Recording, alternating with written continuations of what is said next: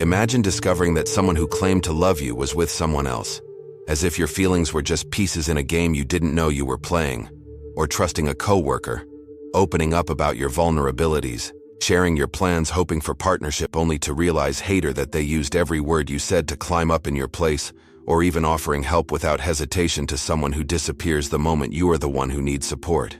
These situations leave deep marks, invisible scars that bleed every time you remember that your kindness was returned with contempt or betrayal. And the cruelest part is realizing that many times we were hurt precisely because we were too good, because we trusted without reservations in those who didn't know how or didn't want to value what we offered.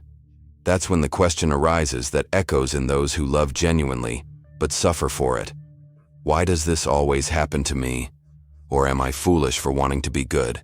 These doubts don't come out of nowhere. They're born from the exhaustion of those who gave too much and received too little, of those who believed that kindness would be enough to build fair relationships, but discovered that not everyone plays by the same rules. Maybe you felt this way before, confused about not understanding how something as pure as wanting to help can become your greatest source of pain. Maybe you've started doubting your own essence, thinking that being good is being weak, that caring is synonymous with being an easy target. And deep down, what hurts the most isn't just the ingratitude, but the feeling of being alone in a world that seems to punish those who try to act with their heart. This is a difficult reality to accept. The purer your intention, the more vulnerable you become in an environment where many have learned to use others' kindness as a shortcut to their own interests. And when you confuse generosity with obligation, you end up carrying responsibilities that aren't yours, sustaining one-sided relationships, and becoming emotionally sick from wanting to save those who do not want to be saved. But there's a question that can change everything. What if the problem isn't your kindness, but the way you deliver it? What if the secret isn't to harden your heart, but to learn to protect what you value most? These reflections are urgent because they keep happening every day in families, friendships, romantic relationships, work environments, and they make good people become easy prey in a social game they didn't even know they were participating in. There are those who prefer to run from this discomfort, believing that just continuing to be good will make the world one day return the favor. But those who observe reality without filters discover something unsettling. Being good by itself doesn't guarantee justice. For some, this discovery leads to cynicism. For others, to depression. But there's a third path much more powerful that few have the courage to seek: becoming good and lucid, kind and prepared. This is the journey that leads us to Machiavelli, a man who more than 500 years ago saw with brutal clarity how good people can be destroyed by smart people. And he decided to write about it, even knowing he would be hated for exposing the truth. Imagine Florence, Italy in the early 1500s.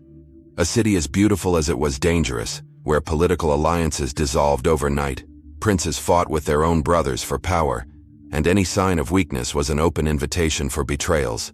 In this chaotic scenario, Niccolò Machiavelli, then a diplomat and keen observer of human nature, saw an uncomfortable truth that few dare to admit.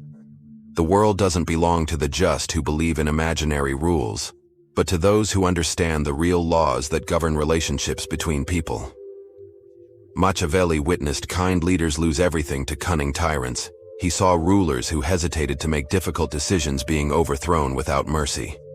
He watched nations crumble because their leaders believed that kindness alone would be enough to maintain order. Every political disappointment he witnessed reinforced the same conclusion. Virtue, when stripped of strategy, is like going out in the rain without an umbrella. No matter how pure the intentions, it doesn't prevent you from getting soaked. From this frustration was born The Prince, his most famous work, which didn't describe the world as we would like it to be, but as it really works. When he wrote that it is better to be feared than loved if you cannot be both, Machiavelli wasn't defending gratuitous cruelty.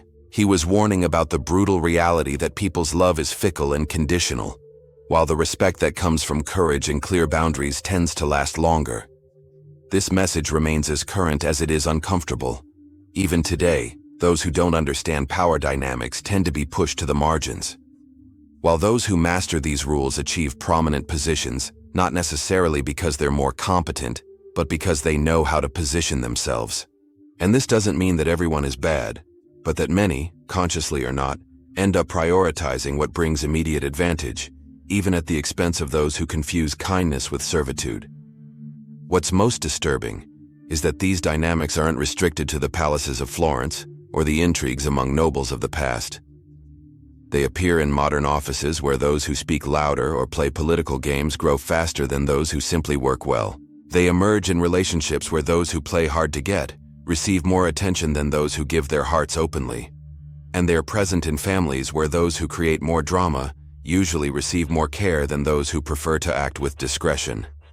Machiavelli was hated for exposing these truths because his vision offered no comfort but responsibility.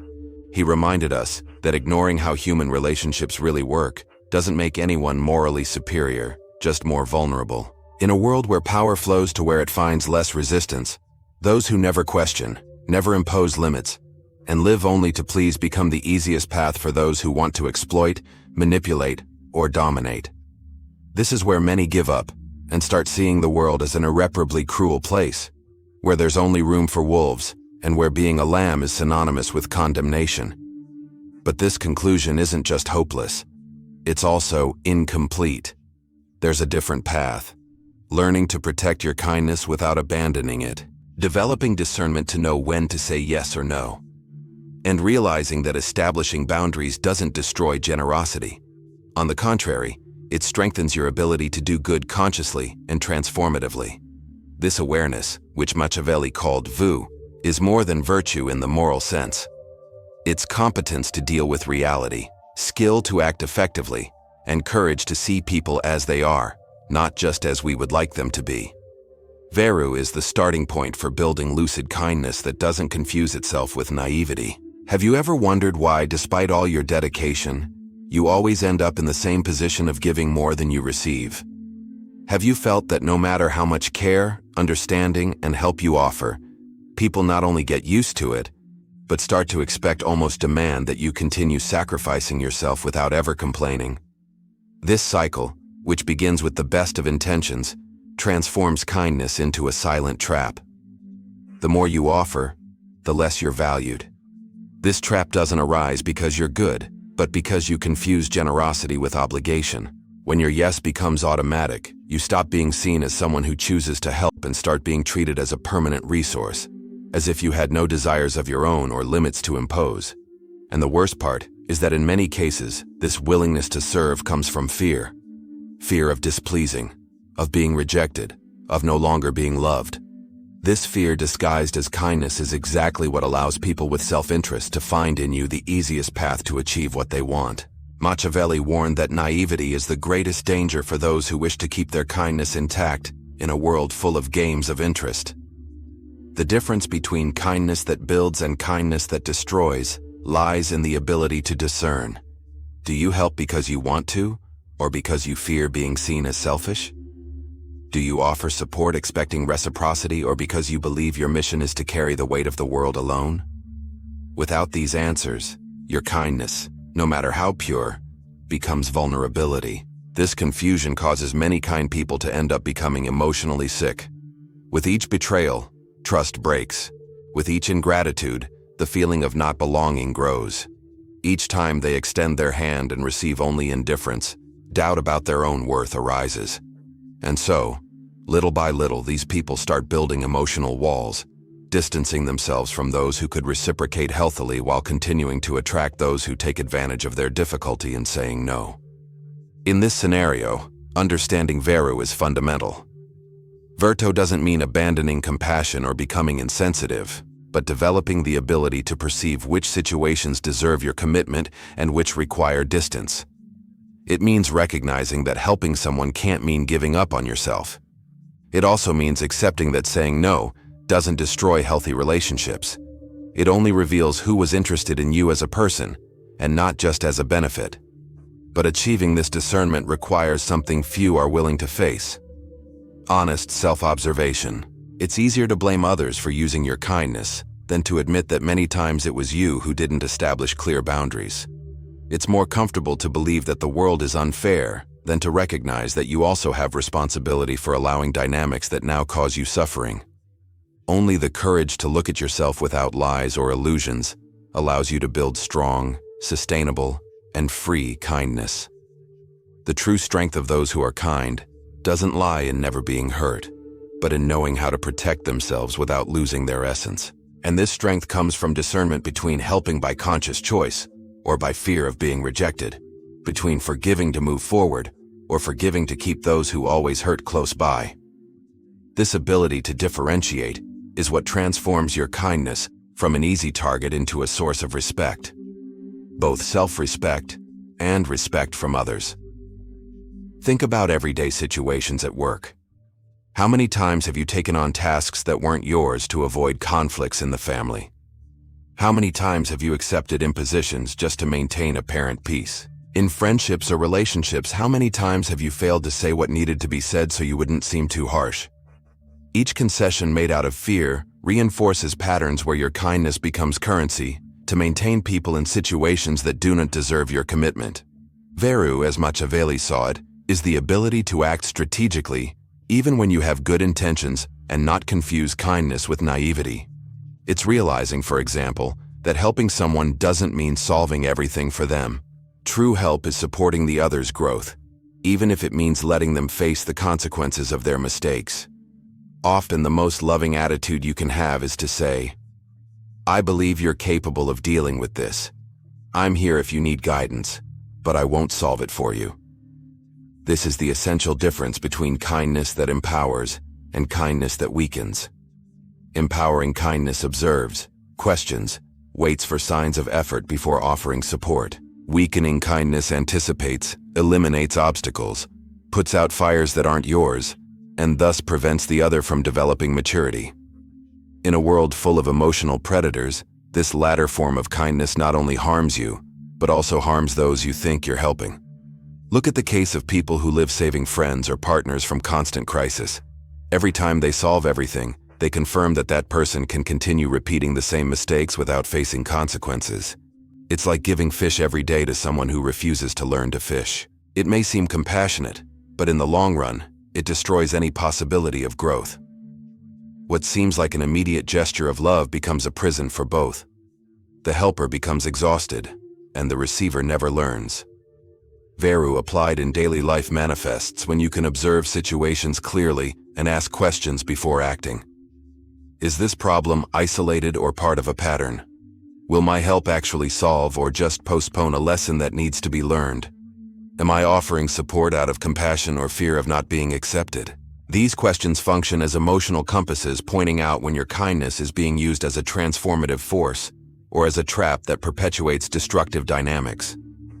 This questioning exercise shouldn't be occasional, but constant, because life will always present new situations and people who will test your limits. Without this self-observation, you risk falling into old patterns, repeating cycles of misdirected help that drain your energy and self-esteem.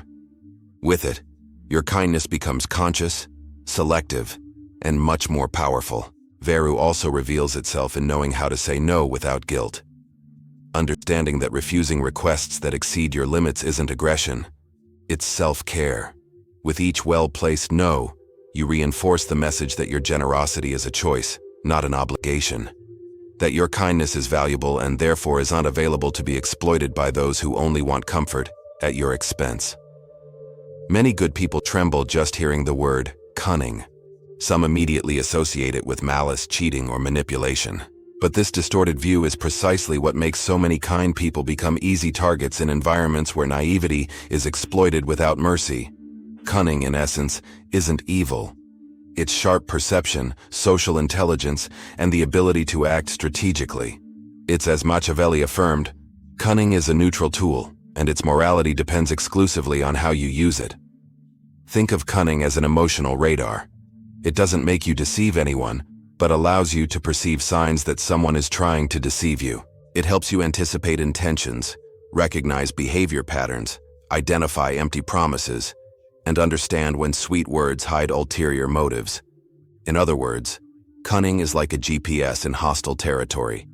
It doesn't guarantee the path will be easy, but it prevents you from being surprised by predictable traps. In the professional environment, cunning makes all the difference. While some believe that only technical effort guarantees recognition, those who are cunning understand that knowing how to present ideas, position themselves strategically in conversations, and read the group's power dynamics are skills that protect their work and make them be seen with respect. This doesn't mean pulling rugs or spreading rumors. It means being aware of how relationships work so you won't be passed over by those who better master the rules of the game. In personal relationships, cunning is essential to perceive when a pattern repeats. That friendship that always brings drama, but never reciprocity. The partner who promises to change but continues with the same destructive attitudes. The relative who only appears to ask for help, but disappears when you need support. Without cunning, you end up believing in speeches that never materialize and become a prisoner of one-sided relationships that undermine your energy. And there are still those who fear that developing cunning will corrupt their kindness. But this belief is as dangerous as it is false. It's like saying that learning self-defense makes you a violent person. In reality, those who know self-defense techniques rarely resort to aggression precisely because they have the security to protect themselves without resorting to extremes. Similarly, those who develop cunning don't need to manipulate or lie. They just see clearly and act consciously. Cunning combined with kindness creates a rare and powerful force, that of those who know how to be generous without being naive, understanding without being permissive, present without being exploitable. It's the ability to establish clear boundaries and communicate needs firmly but respectfully. It's the capacity to choose where to invest your time, attention, and care so that your actions build healthy relationships instead of maintaining dependency dynamics. When you unite kindness and cunning, you stop walking blindly through a world where emotional predators constantly seek new targets.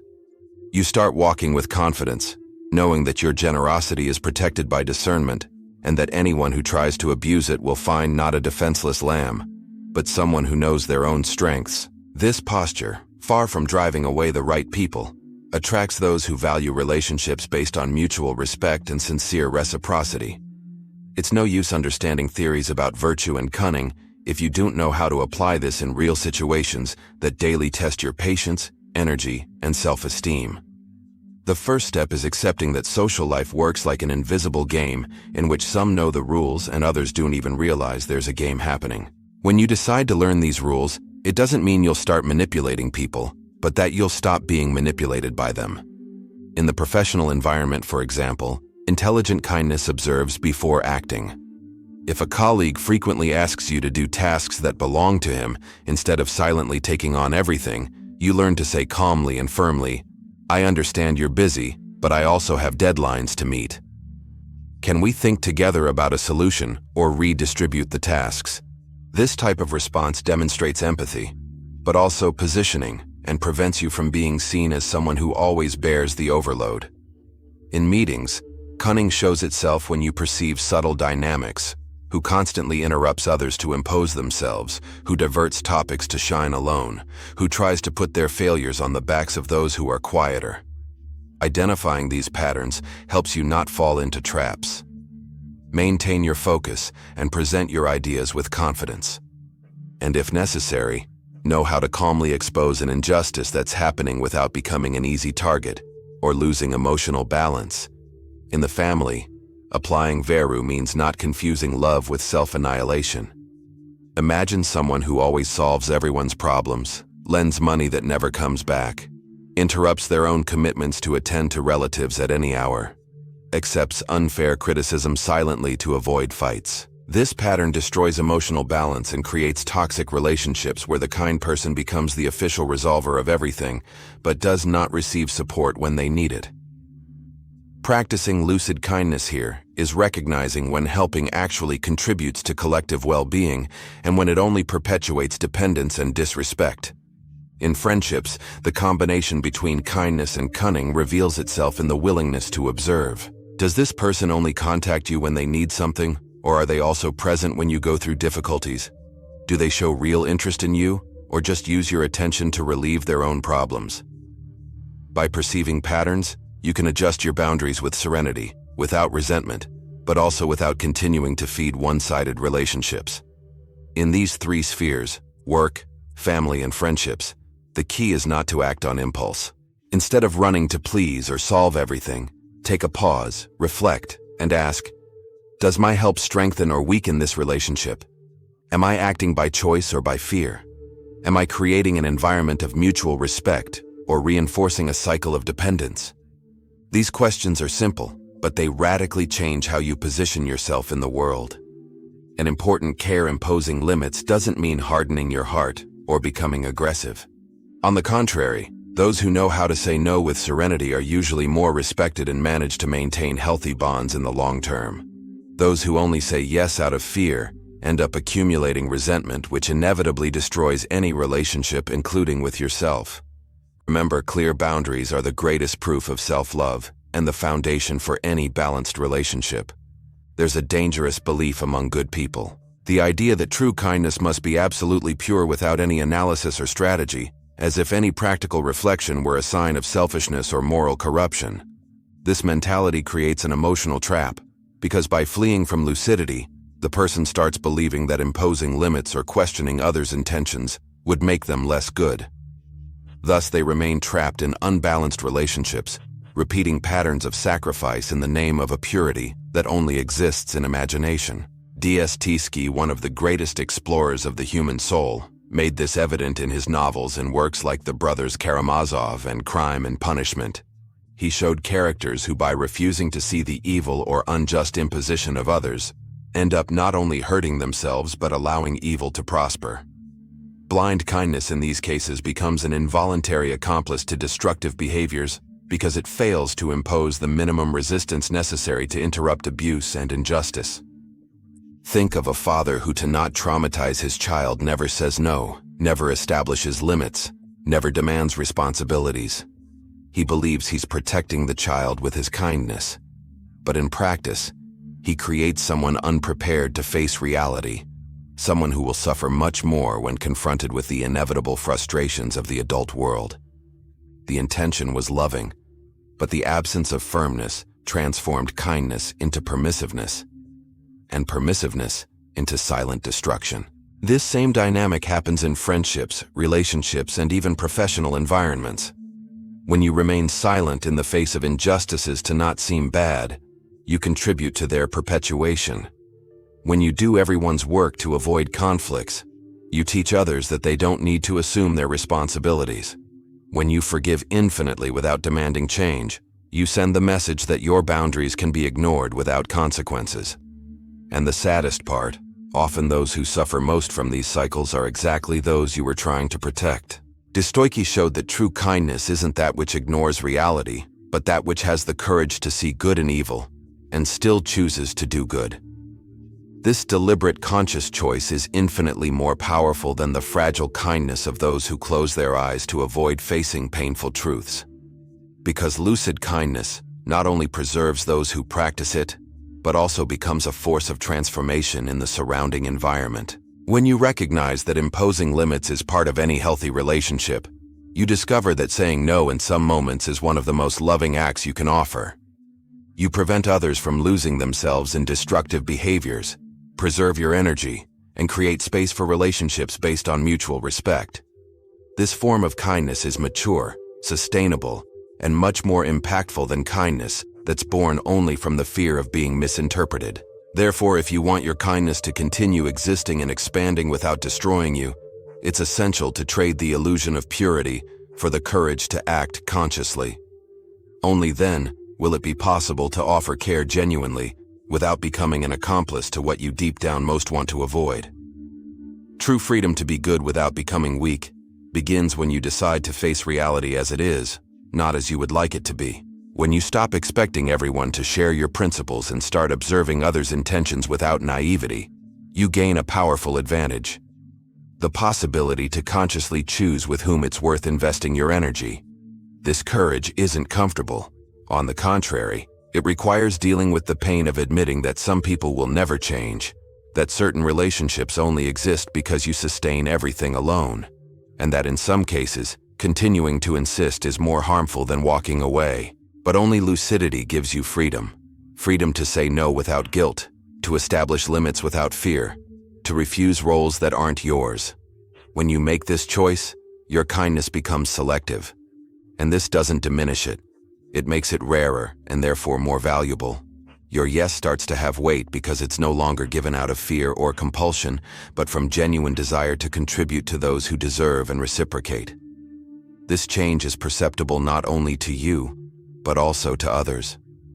People who sought only to take advantage distance themselves, while those who value respect and reciprocity come closer. This process strengthens your self-esteem in a way that empty motivational speeches never could, because you start to feel concretely that you have the right to be treated with dignity, and that you do not need to beg for attention or recognition. This dignity creates a virtuous circle. The more you position yourself, the more the right people approach. Cunning, when allied with kindness, isn't a weapon to hurt. It's a shield to protect. It's as if you had an emotional GPS that detects signs that someone might cross your boundaries or use your generosity as an advantage. This GPS doesn't serve for you to manipulate, but to not be manipulated. In daily life, cunning expresses itself in simple but powerful attitudes. Perceiving when a compliment hides a request for a favor.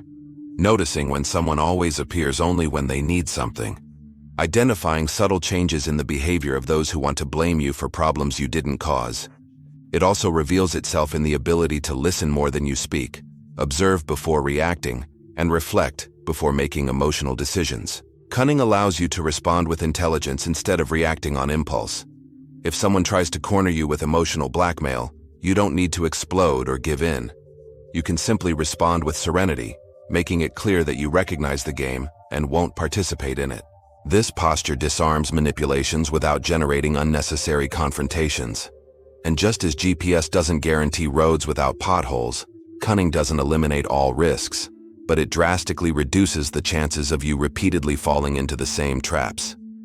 And this awareness gives you back power over your choices, because kindness without awareness is a source of suffering. But kindness with awareness is a path to healthier relationships. We've reached a crucial point. Do you want to remain in comfortable but dangerous innocence that makes you constantly exploited? Or are you ready for the freedom that comes from lucidity, even if it brings discomfort and truths that are hard to swallow? The first path is to continue expecting the world to change, that people will reciprocate spontaneously, that your kindness by itself will create justice. It's a path of eternal waiting that charges a high price. You wear yourself out, get frustrated, and often become bitter over time. The second path is accepting that the world has wolves, and that to not be devoured, you need to learn to protect your own kindness, not by becoming cruel, but conscious. This choice doesn't mean abandoning who you are. It means precisely preserving what you value most, your ability to love, care, and build. It's saying, my kindness isn't for just anyone, but for those who deserve and value it. It's deciding that from now on, your generosity will be channeled toward relationships where there's reciprocity, respect, and mutual admiration. This awareness not only changes how you relate to others, but transforms how you see yourself. You stop living as a victim of circumstances and become the protagonist of your story. And over time, you discover that kindness, when used with wisdom, doesn't make you weak. It makes you invincible. Machiavelli didn't write for you to become cruel, but for you to see the world as it is and not as you would like it to be. He knew that unprotected kindness attracts predators just as light attracts moths, and that those who do not learn to protect themselves end up burning out. His message remains alive because in any era, good people run risks when they don't combine heart and discernment. Now the choice is in your hands. Will you continue repeating patterns that leave you vulnerable? Or will you decide that your kindness deserves to be protected, cared for, and offered only to those who demonstrate respect? Remember, no one will value your kindness more than you yourself. If you don't impose limits, those who live off exploiting kind people will continue finding in you the easiest path. If you enjoyed this content, subscribe to the channel so you don't miss the next videos. Stay with me. We have many more reflections that can change how you see life and your relationships.